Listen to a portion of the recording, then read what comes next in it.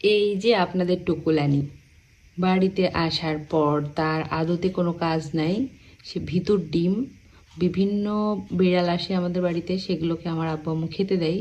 তো তাদের দেখে সে ভিতর ডিম অল টাইম খাটে থাকে আর এইভাবে ঘুমোয়। কিন্তু সেই বিড়ালগুলো যেই চলে যায় উঠোনে নামে, নেমে গাছে উঠে আবার একটু পাখি ধরতে চায়। তো ও হচ্ছে কি করছে, আজকে সকালবেলা আমি ঘুমিয়ে আছি আর ও হচ্ছে মশারির বাইরে ঘুমোয়।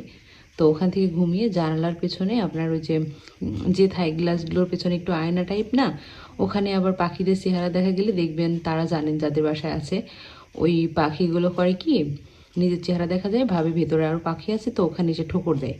আর ম্যাক্সিমাম দিন সকালে এই কাজটা করে পাখিগুলো।